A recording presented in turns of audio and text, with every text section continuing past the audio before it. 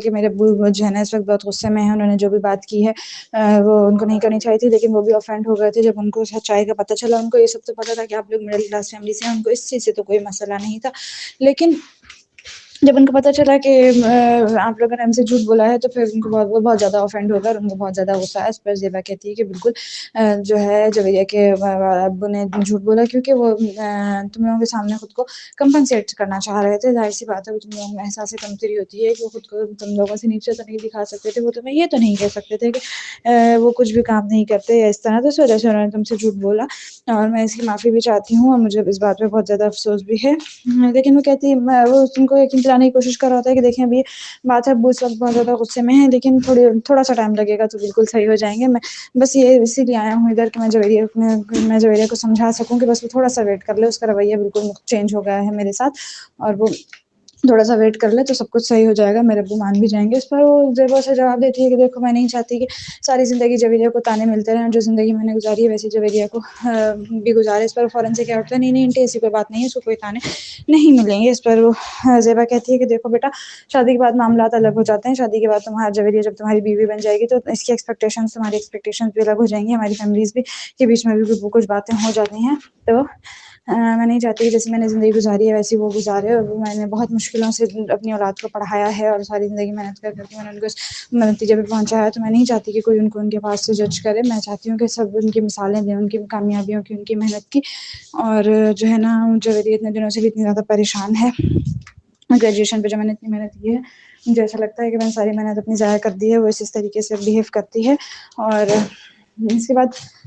جب یہ ساری باتیں سن رہی ہوتی ہے اور اس کی وہ کہتی ہے کہ دیکھو شاید زیبا اس کو کہتی ہے کہ دیکھو شاید بیٹا ہو سکتا ہے تمہارے ابو اور جتنا تم سوچ رہے ہو اس سے پہلے ہی مان جائیں، لیکن میں چاہتی ہوں کہ تم ان کو منع کر دو، تم ان کو نہیں مناؤ، کیونکہ پھر ایسے جو ہے نا ساری زندگی جویریہ کے لیے بہت مشکل ہو جائے گی۔ اس پر فوراً ایک دم سے کہتا ہے ٹھیک ہے آنٹی، اور وہ اٹھ کر ایک دم چلا جاتا ہے۔ اتنے میں جویریہ بھی آ جاتی ہے، جویریہ کو دیکھتا بھی ہے لیکن وہ کوئی بات نہیں کرتا اور وہ چلا جاتا ہے۔ اس بعد جویریہ جب آ کے اپنی ماں کے پاس بیٹھتی ہے تو زیبا کہتی ہے دیکھ بیٹا میں نے صحیح فیصلہ کیا ہے نا، تو جویریہ کہتی ہے بالکل امی آپ نے صحیح فیصلہ کیا ہے۔ اس کو دل سے بہت زیادہ دکھ اور تکلیف تو ہوتی ہے لیکن وہ اس بات کا اظہار نہیں کرتی، وہ کہتی ہے کہ بس ٹھیک ہے ایسا ہے تو ایسا ہی صحیح۔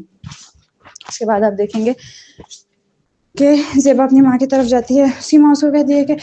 میں تو کہہ رہی تھی کہ تمہاری شادی کرا دینی چاہیے تھی کہ اپنی تو کسی ایک بیٹی کی، جویریہ کی کم از کم ایک بیٹی کی ذمہ داری تو تمہارے سر سے ہٹتی۔ اس پر وہ کہتی ہے مجھے اس بات کا کوئی افسوس نہیں ہے، نہیں ہوئی تو نہ صحیح، کیونکہ اس کے دل میں ہمیشہ سے یہ بات ہوتی ہے کہ جو میرے ساتھ ہوا ہے وہ میری بیٹیوں کے ساتھ نہ ہو۔ لیکن وہ اس کے بعد کہتی ہے کہ امی میں نے آپ کو کوئی زیور دیا تھا، آپ کے پاس ہے کیا؟ تو اس پر وہ جواب دیتی ہے کہ نہیں کوئی زیور تم نے مجھے تو نہیں دیا تھا۔ وہ اس کو یاد دلاتی ہے تو لیکن وہ ماں اس کو یہ کہتی ہے کہ نہیں وہ تو تمہارے پاس ہی تھا۔ وہ کہتی ہے کہ میں نے بہت ڈھونڈا ہے اور آپ کو پتہ ہے امی میں غیر ذمہ دار تو ہوں نہیں، اس کی چابی تو میرے پاس ہی تھی اور وہ ہے ہی نہیں، وہ کدھر چلا گیا۔ اس پر اور میں نے تو جو آپ لوگوں نے مجھے زیور دیا تھا وہ تو میں نے بیچ دیا تھا تاکہ میں اپنی بچیوں کی پڑھائی کرا سکوں، لیکن یہ والا زیور میں نے جامی کے خاندان والا زیور میں نے سنبھال کے رکھا ہوا تھا تاکہ اس سے میں اپنی بیٹیوں کی شادی کرا سکوں، لیکن وہ اب نہیں مل رہا۔ اس پر فوراً اس کی ماں کہتی ہے کہ اچھا تم جھامی سے پوچھو۔ جواب دیتی ہے جھامی کو پتہ چل گیا کہ زیور گم ہوا ہے میرا اور وہ بھی وہ جو انہوں نے دیا تھا، تو وہ بہت غصہ ہو جائیں گے۔ لیکن پھر اس کی ماں کہتی ہے کہ اچھا پریشان نہیں ہو، دیکھو میں دعا کروں گی تو ہمارا زیور انشاءاللہ تعالیٰ مل جائے گا، اس بات پہ پریشان نہیں ہو، چلو میں تمہارے لیے چائے بناتی ہوں۔ بہت زیادہ ڈھونڈتی ہے زیور، اس کو نہیں مل رہا ہوتا ہے، وہ گھر جاتی ہے تو سبوک کے پاس بیٹھتی ہے، سبوک سے کہتی ہے کہ دیکھو بیٹا بتاؤ زیور کدھر ہے؟ زیور کو جو ہے نا زیور نہیں مل رہا، تمہیں کچھ آئیڈیا ہے؟ یہ وہ تو اس کو کچھ نہ کچھ کہتا ہے کہ ابو نہیں لیا ہوگا یہ وہ، کیونکہ ان کو اپنے باپ کے پر بالکل بھی ٹرسٹ نہیں ہوتا۔ تو وہ پھر ایک دم فوراً سے اپنی الماری وغیرہ چھانتی ہے، سب کرتی ہے تو دیکھتی ہے کہ زیور والی الماری والی چابی کے کپڑوں میں سے نکلی ہے۔ جیسے ہی جھامی آتا ہے تو اس کو کہتی ہے کہ آپ بتائیں زیور کہاں ہے، اور یہ وہ پہلے تو ماننے سے انکار کرتا ہے لیکن پھر وہ کہتی ہے کہ چابی آپ کے منہ سے نکلا، میں نے چابی والے سے پتہ کیا، وہ کہہ رہے تھے آپ نے ڈپلیکیٹ چابی بنوائی ہے۔ جب جھامی کے پاس اور کوئی راستہ نہیں ہوتا تو آخر مان ہی جاتا ہے، کہتا ہے ہاں تو وہ زیور ہم نے ہی تمہیں دیا تھا، میرا پورا حق تھا اس زیور کے اوپر۔ اس طریقے سے وہ مان جاتا ہے کہ وہ زیور اسی نے چوری کیا۔ اس پر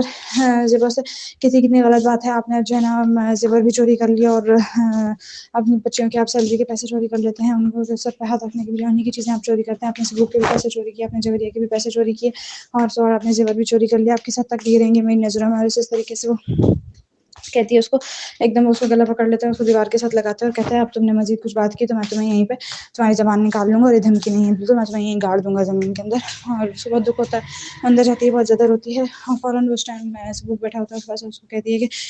کرائے کے گھر کا انتظام کرو، ہم لوگ گھر شفٹ کر رہے ہیں، کیونکہ اب اس کی بس ہو چکی ہوتی ہے اور اس کی برداشت سے بہت زیادہ باہر ہو جاتا ہے۔ ساری زندگی اس نے برداشت کر کر کے گزاری جانے کو، لیکن اب بہت ہو گئی، اب وہ مزید برداشت نہیں کر سکتی۔ اس پر سبوک بھی ایک دم خوش ہو جاتا ہے، کیونکہ وہ لوگ بھی، ہم لوگوں نے بھی ہمیشہ اس گھر کو صرف زیبا کی وجہ سے نہیں چھوڑا، کہ زیبا کہتی تھی کہ نہیں ہم ادھر ہی رہیں گے، مل کر رہیں گے، اور وہ ایک دم سے جیسے ہی وہ کہتی ہے کہ ہم کرائے کے گھر